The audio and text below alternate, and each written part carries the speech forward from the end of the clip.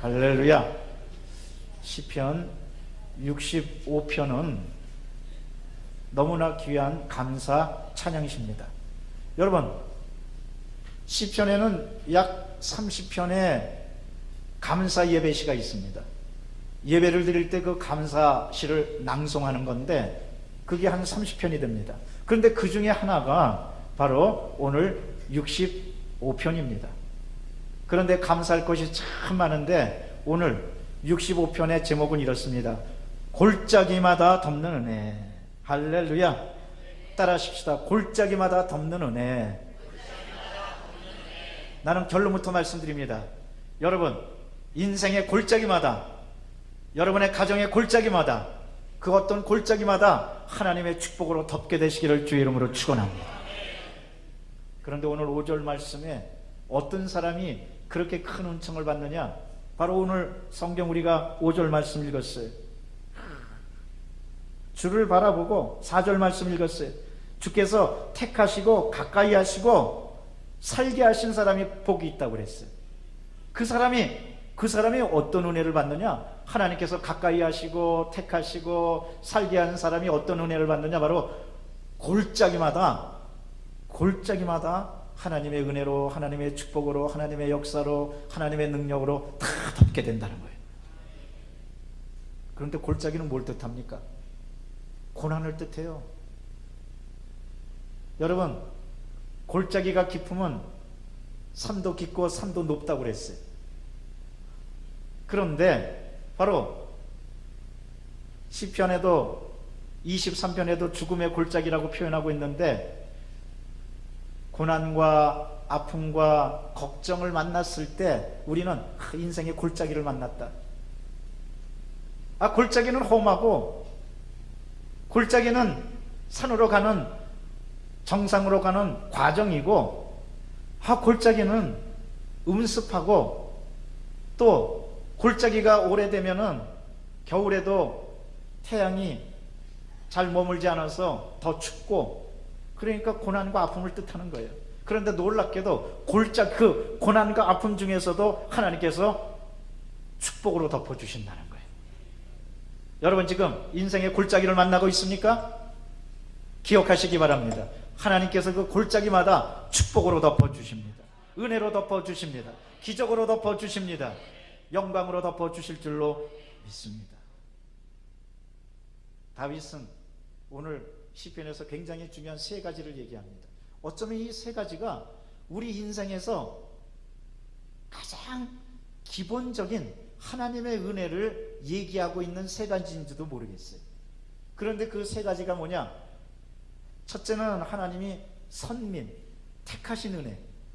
두 번째는 그들을 위해서 창조하신 은혜.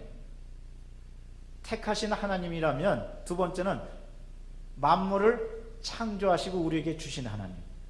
세 번째는 한번 따라 하십시다. 다스리시는 하나님. 이 세 가지가 우리 인생에서 가장 귀하잖아요. 내가 하나님께 은혜를 받고 내가 구원을 받았다. 첫째. 둘째, 하나님께서 우주 만물을 창조하시고, 그리고 특별히 하늘나라를 창조하시고 믿는 성도들에게 그것을 다스리라고 주셨다. 여러분, 우리 자연은 하나님께서 우리 보고 다스리라고 주신 선물입니다. 세 번째는 하나님이 다스리시니까, 하나님이 주관하시니까 우리는 관리인으로서, 청지기로서 하나님의 뜻에 순복하면서 살아가는 것. 구원해 주시고 창조해 주시고 다스리시는 세 가지 은혜가 우리 크리스찬들에게는 아마 가장 기본적인 것이 아닐까, 이런 생각이 드는 겁니다. 다윗은 바로 그 세 가지를 얘기하고 있어요. 그래서 1절과 5절은 하나님의 구속, 하나님의 선민, 선택하신 그 민족에게 대한 은혜를 찬양하고 있습니다. 두 번째는 창조주이신 하나님, 6절과 8절은 창조주이신 하나님에 대해서 찬양하고 그 하나님의 영광에 대해서 찬양하는 겁니다. 세 번째는 바로 다스리시는 하나님. 저는 믿습니다.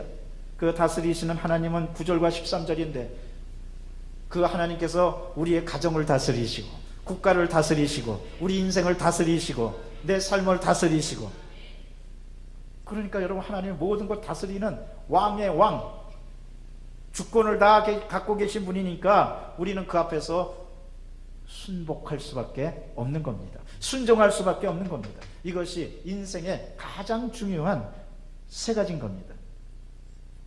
그래서 우리 기도 끝난 다음에 찬양해요. 염려 다 맡겨라. 주가 다스리시고 주님께서 돌보시니. 여러분, 우리가 염려를 가지면요, 걱정되고 슬픔이 되고 아파하고 괴로워하고, 그래서 이 가장 깨지기 쉬운 게 뭐냐? 평화예요. 저는 평화에 대한 찬양을 굉장히 사실 좋아합니다. 내 마음에 한 노래 있어 나 즐겁게 노래하네. 평화로다 하늘 위에서 내려오네.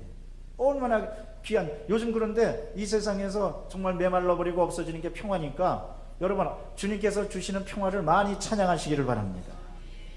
그런데 우리가 염려 다 맡겨라 주가 돌보시니, 그 다음에 뭐라고 돼 있어요?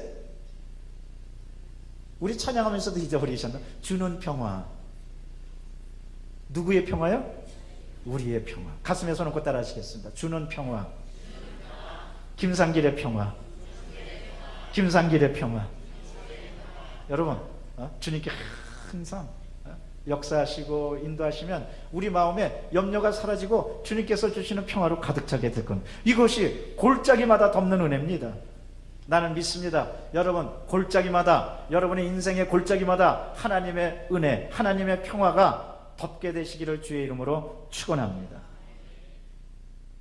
그래서 다윗은 이 세 가지를 찬양하는 겁니다. 이 본문은 다윗이 지은 찬양으로서 하나님의 은혜를 찬양하면서 그의 크심과 인류와 온 땅에 풍성하게 주시는 하나님. 우리 하나님은 어떤 하나님이냐? 우리 이제 시편 65편을 잠깐 읽어보면 알 거예요. 풍성하신 하나님, 풍성하게 축복해 주시는 하나님, 좋으신 하나님, 넘치는 축복을 주시는 하나님. 그래서 우리가 하나님께 나아갈 때는 빈약한 하나님이 아니라 풍성하게 채워주시는 하나님을 믿고 나가야만 할 것입니다.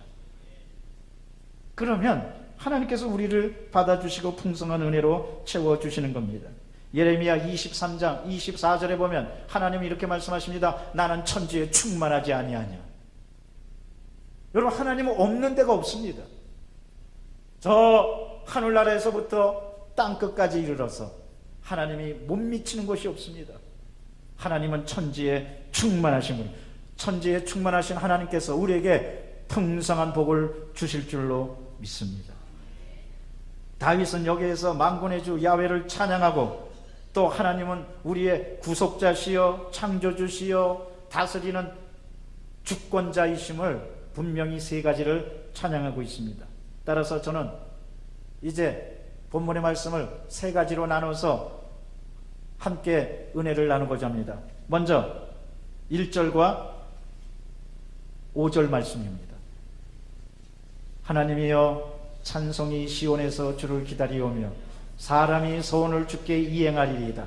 기도를 들으시는 주여, 모든 육체가 주께 나오리다. 죄악이 나를 이겼사오니 주 위의 허물을 주께서 사하시리다. 주께서 택하시고 가까이 오게 하사 주의 뜰에 살게 하는 사람은 복이 있나이다. 우리가 주의 집 곧 주의 성전의 아름다움으로 만족하리이다.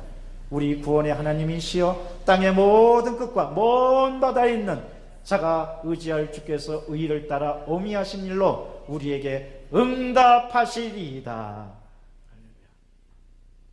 보십시오. 여기서는 택하신 자들과 가까이 하시고 택하신 자들을 끝까지 지켜주시는, 구약에서 가장 큰 맥을 이루는 게 두 가지예요. 제가 누누이 여러분들에게 말씀드린 것 같아요. 첫째는 선민이고 두 번째는 성민입니다. 선민은 택하신 민족이며 성민은 거룩하게 하시는 민족. 그런데 이 말씀은 오늘날 우리에게도 그대로, 신약에서도 그대로 이어집니다. 신약에서도 구약에 이루어지는 변하지 않는 진리가 바로 선민과 성민이에요. 택하시고 거룩하게 하시고. 그런데 오늘 다윗은 고백합니다. 1절에서 고백합니다. 시온에서 주를 기다려오며 사람이 서원을 주께 이행하리다. 서원을 주께 이행하리라는 예배하는 것을 뜻합니다. 시온이라는 것은 바로 시온산에 있는, 시온은 하나님의 법궤가 있는 곳인데, 그래서 하나님의 임재를 뜻합니다. 예루살렘에 있는 시온을 뜻하는 겁니다. 하나님의 임재하신 곳, 그것은 유대 민족에게는 아이콘이었습니다. 정말 그야말로 상징이었습니다. 그래서 시편 137편 1절에 보면 유대 민족이 바벨론으로 포로로 끌려갔을 때 이렇게 노래합니다. 우리가 바벨론 여러 강변에서 시온을 생각하며 울었도다.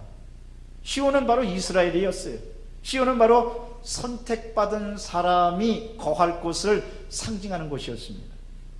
그래서 우리가 바벨론의 여러 강변에서 포로되었을 때 시온을 생각하면서 울었도다. 고향을 그리워했다는 말이에요. 고향을 바로 시온이라고 표현하고 있습니다. 하나님의 임재가 있는 곳. 왜? 법궤가 있기 때문에. 다윗이 찬양하는 것은 하나님과 약속을 맺은 그 법궤를 인정하고 하나님께 예배드리는 그런 사람을 다윗은 바로 예배 중에 찬양하고 있는 겁니다. 그래서 2절에 기도를 들으시는 주여, 여기는 예배하는 모든 사람에게 하나님이 응답해 주시는 것을 뜻한 주여, 모든 육체라는 것은 똑같이 평범한 사람들을 뜻합니다. 모든 육체가 주께 나오리다. 누구든지 남녀 노유 빈부 귀천을 막론하고 그 누구든지 어떤 사람이든지, 바로 그것을 육체가 뜻하는 어떤 사람이든지 주께 나오리다. 여러분, 어떤 사람이든지 구원받습니다. 주를 믿기만 하면 구원받습니다. 믿음을 가지면 구원받습니다. 3절에 죄악이 나를 이겨 싸우니, 여러분이 이 말은 누구든지 원죄와 자범죄로 고통당하고 있는 사람들입니다. 우리는 죄악을 어떻게 하지 못합니다. 그런데 그 죄악을 물리쳐 주실 분은 예수 그리스도밖에 없습니다. 그래서 우리는 예수님을 의지하고 예수님을 따라가야만 하는 겁니다. 그런데 두 번째, 죄악이 나를 이겨 싸우니 우리의 허물을 주께서 사하리이다. 여기에 희망이 있는 거예요. 그 죄악을 누가 사해 주시느냐? 예수님이 사해 주신다는 거예요. 예수님이 용서해 주신다는 거예요. 그래서 로마서 3장 23절에서 24절을 말씀하십니다. 모든 사람이 죄를 범하였음에 하나님의 영광에 이르지 못하였더니 그리스도 예수 안에서, 한번 따라 하실까요? 값없이 의로움을 얻었습니다. 죄를 범하였으며 하나님의 영광에 이르지 못하였는데 예수님을 믿음으로 값없이 우리는 의로움을 얻고 허물을 사함을 받았다는 거예요. 세상이 이것처럼 기쁘고 감격스럽고 은혜가 넘치는 게 없어요. 어떤 사람은 은혜를 물질적인 축복으로만 생각하는데 그건 아니에요. 물론 우리가 주님의 은혜를 받고 물질적인 축복받을 수가 있어요. 그러나 기독교 복음에서 가장 근본적인 것은 그 어떤 죄인이라도 모든 죄를 용서받고 깨끗하게 씻음받고 구원받고, 죄 용서받은 것의 가장 중요한 것은 뭐냐면 죄를 용서받았기 때문에 구원받았다는 거예요. 그것이 중요한 겁니다. 여러분은 구원받았습니다. 죄 용서함을 받았습니다. 하늘나라 백성이 되었다는 것, 이게 가장 큰 축복입니다. 제가 한번 장로교회에 있는 분하고 식사하면서 그런 얘기를 들었는데 그 말이 얼마나 제 마음에 사무치는지 몰라요. 목사님, 제가 생각할수록 감사한 게, 내가 어쩌다 예수님을 믿고 그 다음에 용서함을 받고 새 사람이 되었고, 전에는 감히 상상할 수도 없는 천국이 있다는 것을 알고 그 천국에 제가 간다는 것을 믿게 되었으니, 목사님, 이게 축복이 아니겠습니까? 이게 은혜가 아니겠습니까? 나는 요즘 이 은혜 때문에 너무너무 감사하면서 살고 있습니다. 그리고 이게 저한테는 기적입니다. 아니, 저 같은 사람이 어떻게 천국이 있다는 것을 믿게 됩니까? 나는 감히 상상도 못했습니다. 이게 은혜요, 이게 기적이요, 이게 축복인 줄 알았습니다. 하고 누누이 강조하시는 것을 제가 듣고 참 그렇구나 하고 저도 깨닫고 같이 감사 기도를 드린 적이 있습니다. 여러분, 그렇습니다. 축복이나 은혜가 물론 다른 것도 받을 수가 있습니다. 그러나 분명히 하시기를 바랍니다. 내가 죄의 용서함을 받고 예수 그리스도 안에서 값없이 의로움을 얻고 구원받고 하늘나라 백성이 되었다는 것, 천국이 있는 것을 믿는다는 것, 하나님의 말씀이 1.1핵이라도 변하지 않고 영원한 진리가 된다는 말씀이라는 것, 성경에 나타난 기사와 이적이 사실이라는 것, 이거 믿어지십니까? 오늘 여러분 가장 큰 축복 받으신 거예요. 가장 큰 은혜 받으신 거예요. 여러분, 무엇보다도 내가 죽어서 천국에 간다고 확신하고 있습니까? 가장 큰 축복을 받으신 거예요. 이보다 더 영광, 이보다 더 기쁨, 이보다 더 기적이 없어요. 우리 천국 본 일도 없는데 보지 않는 것을 그 누구보다도 확신하면서 믿고 있다는 것, 얼마나 감사하고 복된 일입니까? 그 사람은 주님께서 택하시고 가까이 하사 무엇보다도 주의 뜰에 살게. 주의 뜰이라는 것은 성소에 들어가기 전에 뜰을 뜻합니다. 여러분, 성소는 대제사장만이 들어갈 수 있었지만 주의 뜰은 평범한 사람이라도 주의 뜰을 밟고 있었어요. 그런데 여기서 하나님께서 놀랍게 우리에게 말씀하시는 것, 주의 뜰이라고. 성소라는 표현보다는 주의 뜰이라고 표현하고 있어요. 누구든지 구원받는다는 거예요. 누구든지 은혜 받는다는 거예요. 누구든지 주 앞에 나올 수 있다는 거예요. 예수 그리스도를 믿고 그 안에서 살고 그 안에서 감사를 드리면 누구든지 주의 뜰에서 어떤 사람이든지 나와서 기쁨과 감격 속에 살아갈 수 있다는 겁니다. 그래서 다윗은 노래합니다. 5절입니다. 우리 구원의 하나님이시여 땅의 모든 끝과 모든 끝은 지리적으로 끝이 아닙니다. 우리 하나님께서 이 온 땅을, 온 우주를, 아까 제가 말씀드린 예레미야 23장 24절 말씀처럼 하나님은 천지에 충만하신 하나님이기 때문에 저 천국에서부터 땅끝까지 알파와 오메가, 시작과 끝이 되셔서 다 주관하신다는 것을 뜻하는 겁니다. 무엇보다도 두 가지로 얘기합니다. 첫째, 5절 말씀에 주의 힘으로, 권능으로, 주의 힘과 권능으로 우리를 지키시고 보호해 주시고 우리와 함께 해 주셨으니 여러분, 이보다 더 감격스럽고 기쁜 일이 어디 있겠습니까? 여러분, 이러므로 특별히 5절 말씀을 가정에서 주장하시기를 바랍니다. 왜? 우리의 가정은 또 하나의 작은 천국이기 때문에 그렇습니다. 가정에서 여러분 이렇게 말씀하세요. 주의 권능과 주의 힘으로, 할렐루야, 주의 힘과 주의 권능으로 산을 세우시고 띠를 띠시며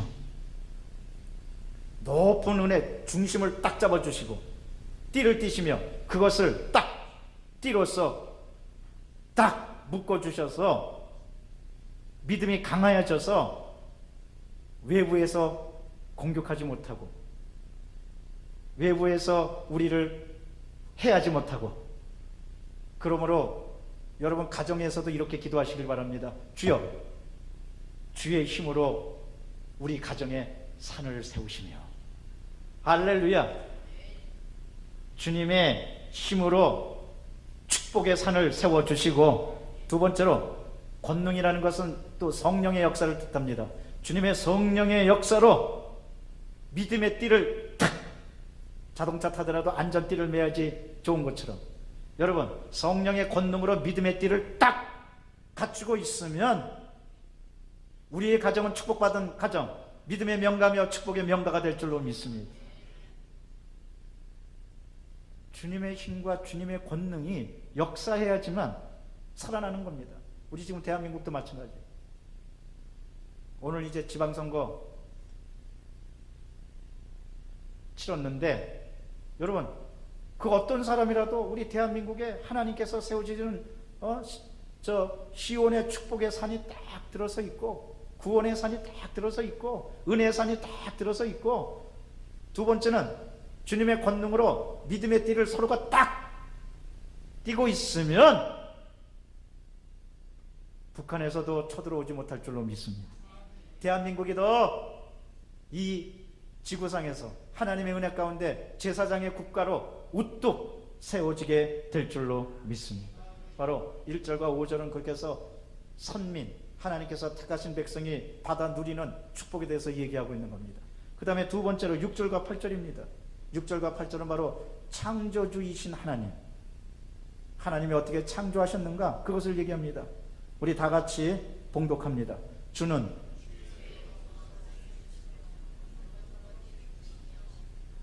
다시 한번 스크린 띄워주세요. 시작. 주는 주의 힘으로 산을 세우시며 권능으로 띠를 띠시며 바다의 설렘과 물결의 흔들림과 만물의 소요까지 진정하시나이다. 땅끝에 사는 자가 주의 징조를 두려워하나이다. 주께서 아침 되는 것과 저녁 되는 것을 즐거워하게 하시며. 할렐루야. 여기 보십시오. 하나님께서 다 창조하시고 땅의 모든 끝과 바다에 다 있는 자가 주를 의지하게 하고, 그 다음에 주는 주의 힘으로 산을 세우시고 권능으로 띠를 띠시며 바다의 설렘과 물결의 흔들림과 만문의 소유까지 다 진정시켜 주시고. 왜? 하나님이 왜 이렇게 하십니까? 창조주시니까. 예수님 때도 갈릴리 바다가 흉흉해가지고 물결이 치니까 예수님이 한순간에 다스리시는 장면이 나오잖아요. 여러분, 홍해가 이스라엘 백성들을 삼키려고 그러니까 그 홍해를 다스리신 분이 누굽니까? 하나님이셨어요. 요나가 풍랑이 일어가지고 물결에 바다 끝에 들어갔을 때 그 바다를 잠재우시고 요나에게 새로운 사명을 주신 분이 누굽니까? 우리 하나님이셨어요. 할렐루야.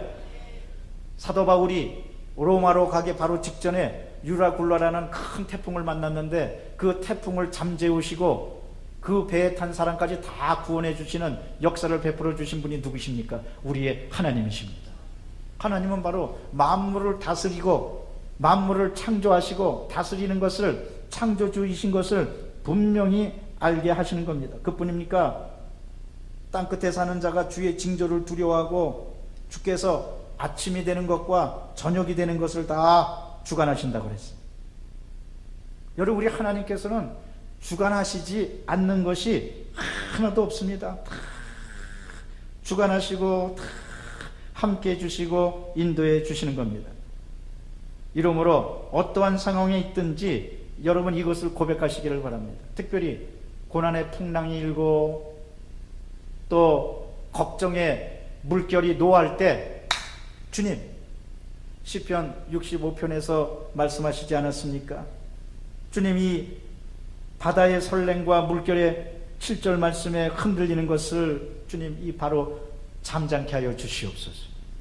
잠잠케 하여 주시옵소서. 우리 가정에서 잠잠케 하여 주시옵소서. 나라에서 잠잠케 하여 주시옵소서. 기도하고 주님께 맡기면 주님께서 잠잠케 해주실 줄로 믿습니다. 왜? 하나님은 창조주이시기 때문에. 창조주는 창조주 뜻대로 하시는 거예요. 우리를 창조하신 분이 누굽니까? 우리를 주관하시는 분이 누굽니까? 하나님 아버지십니다. 이러므로 그 하나님 아버지께 모든 걸 다 맡기시기 바랍니다. 우리 이제 6월 한 달 내내 염려 다 맡겨라 주가 돌보시니. 주는 평화, 우리의 평화. 여러분, 우리 대신에 여러분 이름을 항상 대가지고 주는 평화, 김상길의 평화. 따라하십시다. 주는 평화, 김상길의 평화. 뭐 똑같이 김상길이라고 그래요. 여러분, 주는 평화, 김상길의 평화. 염려 다 맡겨라, 주는 평화. 할렐루야. 어떤 염려든지 주님께 다 맡기고 평화를 얻으시기를 바랍니다. 하나님 창조주시니까 창조주께 맡기는 거예요. 여러분, 누구한테 맡기겠어요? 점쟁이에게 맡기겠어요? 무당하게 맡기겠어요? 사람에게 맡기겠어요? 점쟁이나 무당이 세상을 창조했습니까? 귀신이 세상을 창조했습니까? 하나님이 창조하셨습니다. 하나님께 맡기시기를 바랍니다. 시계도 그렇잖아요. 조그만 시계라도 시계를 만든 사람한테 갖고 가면 시계를 만든 사람이 가장 잘 고쳐줄 거 아니에요. 여러분, 이 세상은 하나님께서 만드셨어요. 하나님께 나가시기를 바랍니다. 딴 데 가지 마시기 바랍니다. 우리 서로 인사하십시다. 딴 데 가지 맙시다. 난 가슴에 뭐 찔리는 사람 없기를 바래요. 교회 와서 이렇게 예배 드리면서도 또 뭐 몰래 점이나 한번 치러 갈까? 그 딴 데 가는 엉뚱한 데 가서 사람한테 가서 뭐해서 뭐 알아볼까? 예수 믿고 구원받고 뭐 그랬다는 사람이 이상한 데 쫓아가기도 딴 데 가면 안 돼. 오직 예수밖에 없어요. 말씀밖에 없어요. 값없이 주시는 은혜밖에 없습니다. 딴 길로 가지 말고 구원의 길, 축복의 길로 가시기를 바랍니다. 요즘 세월호 사건 때문에 이단 문제가 얼마나 중요한지 몰라요. 그 바람에 또 전도도 잘 안 돼요. 그러나 여러분, 이 위기를 극복하면 하나님께서 우리 대한민국과 우리 각 가정에 더 크게 새롭게 변화시켜 주실 줄로 믿습니다. 그 하나님께 나가면 딴 데 가지 마세요. 딴 데 신경 쓰지 마세요. 오직 주님께만 나가는 여러분 되시기를 바랍니다. 세 번째로, 다스리시는 하나님에 대해서 9절과 13절은 찬양하고 있습니다. 우리 다 같이 봉독합니다. 땅을 돌보사 물을 대어 심히 윤택하게 하시며 하나님의 강에 물이 가득하게 하시며 이같이 땅을 예비하는 후에 그들에게 곡식을 주시나이다. 주께서 밭고랑에 물을 넉넉히 대사 그 이 땅을 평평하게 하시며 또 단비로 부드럽게 하시고 그 싹에 복을 주시나이다. 주의 은택으로 한 해를 관시우시니 주의 길에는 기름방울이 떨어지며 들의 초장에 떨어지니 작은 산들이 기쁨으로 띠를 띄었나이다. 초장은 양떼로 옷을 입었고 골짜기는 곡식으로 덮었으며 그들이 다 즐거이 외치고 노래하리이다. 여기서는 의인법을 쓰고 있어요. 들이나 산이나 골짜기나 또 양들이나 의인법을 쓰고 있어요. 나무들이나 얼마나, 왜? 하나님이 창조하셨으니까 다 하나님을 찬양한다는 거예요. 무엇보다도 하나님이 다스리시니까 그 다스리는 하나님을 찬양한다는 거예요. 여러분, 하나님의 창조와 하나님의 다스림을 찬양하면 하나님께서 축복해 주십니다. 우리 하나님이 물도 뭐 이렇게 조금 주시는 분이 아니에요. 오늘 성경 뭐라고 하면 따라 하십시다. 넉넉히 주십니다. 우리 하나님이요, 넉넉히 채워주신다는 거예요. 밭고랑에 10절 말씀해 보세요. 주께서 밭고랑에 물을 넉넉히 대사. 농사 지시는 분은 알 거예요. 밭고랑에 물이 부족하면은 얼마나 안타까운지. 더군다나 가뭄이 들어갔고 물이 부족하면요, 어디 물탱이라고 그냥 뭐 안절부절 못합니다. 그런데 우리 하나님이요, 밭고랑에 물을 넉넉히 주신다는 거예요. 하나님만이 주실 수 있어요. 왜? 창조주시니까, 다스리시는 분이니까. 뿐만 아닙니다.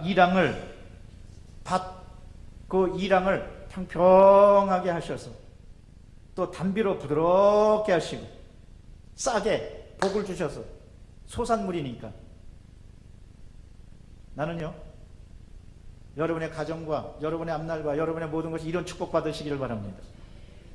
뭐 거칠어지고 이 밭 고랑과 밭 이랑을 매보신 분은 잘 알 거예요. 평평한 데가 평평해야 돼. 약간 이렇게 솟아나는 데가 솟아나야 돼. 그래야지 소산물도, 채소나 곡식이나 고구마도, 고구마 여러분 평평한 데 심으면 돼요? 약간 높은 데 심어가지고 빗물이 잘 빠지게 해야지. 그리고 밑에는 또 평평해야지. 평평할 때는 평평해가지고 거기에 하나님이 크게 은혜를 내려주시는 거예요. 또 그뿐 아니라 단비로 부드럽게 하시고, 단비는 두 가지를 뜻합니다. 첫째는 성령의 역사고 두 번째는 말씀의 역사입니다. 성령과 말씀이 역사하면 여러분 언제나 성경에서 생수, 단비는 두 가지밖에 없어요. 성령의 역사, 말씀의 역사. 그를 통해서 나타나는 영생의 역사. 그겁니다. 그래갖고 성령의 역사, 말씀의 역사가 단비로 부드럽게 하셔가지고 그 모든 싹에, 복음의 싹이나 은혜의 싹이나 축복의 싹이나 물질의 싹이나 또 평강의 싹이나 그 싹이 다 난다는 거예요. 나는요, 여러분의 싹에 복을 받게 되시기를 주의 이름으로 축원합니다. 그냥 기도하시되, 주여 이 싹에 복을 날. 그리고 또 그 싹은 또 우리 자녀들도 뜻합니다. 주여 우리 어린 자녀들 싹에 복을 날려 주시고, 주여 우리 물질의 싹에 복을 날려 주시고, 모든 싹에 복을 날려 주시옵소서. 왜? 주님께서 다스리시니까. 주님의 은택으로 한 해를 관을 씌우시고 영광을 뜻하는 거예요. 올해요, 이제 2014년 여러분 우리 마감하면서 2014년에 하나님께서 축복의 관을 씌워주셨구나. 할렐루야. 그걸 간증하는 여러분 되시기를 바랍니다. 주의 길에는 기름방울이 떨어지면 하나님께서 역사하시고 또 인도하시는 곳에는 축복이 넘쳐나고, 들의 초장내도 떨어지니 작은 산들이 기뻐하고 띠를 띠었나이다. 띠를 띠고 하나님을 찬양하고 하나님께 영광 돌리는 거예요. 13절 말씀에 초장은 푸른들은 양떼들로 옷을 입었고, 이렇게 머릿속에 한번 그려보시기 바랍니다. 푸른 초장에 하얀 양들이 가득 찬 거예요. 나는요, 여러분의 가정의 초장에 하나님의 주시는 축복의 양들로 가득 차게 되시기를 바랍니다. 골짜기는 아까 말씀드렸어요. 어둡고 괴로운 일이 있습니까? 그러나 그 골짜기는 하나님께서 주시는 은혜로 덮어. 여러분 모든 골짜기가 하나님의 축복으로 다 덮게 되시기를 바랍니다. 그거 어떻게 이루어지느냐? 기도하고 찬송하고 회개하고 주께 나가고 믿고 소망을 갖고, 그러면 그 모든 골짜기마다 하나님의 축복으로 다 덮게 될 겁니다. 다윗은 그것을 찬양하고 있어요. 그래서 다윗은 오늘 본문 말씀을 통해서 구원의 하나님, 창조의 하나님, 다스리시고 축복해 주시는 하나님, 이 세 가지를 찬양하고 있는 거예요. 나는요, 이 세 가지가 언제나 주의 뜻 가운데서 넘쳐나서 날마다 축복받고 날마다 강건해지고 날마다 주 은혜 가운데서 뛰노는 여러분 되시기를 주의 이름으로 축원합니다. 기도하겠습니다. 사랑과 자비가 충만하신 하나님 감사합니다. 오늘 다윗의 찬양이 우리의 찬양이 되어서 구원의 하나님, 창조의 하나님, 다스리시는 하나님을 언제나 찬양하고 기쁨으로 띠를 띠고 기쁨으로 찬양하고 날마다 주 앞에 나가는 모두가 다 되도록 성령이여 인도하여 주시옵소서. 우리 구주 예수 그리스도 이름으로 기도드리옵나이다. 아멘.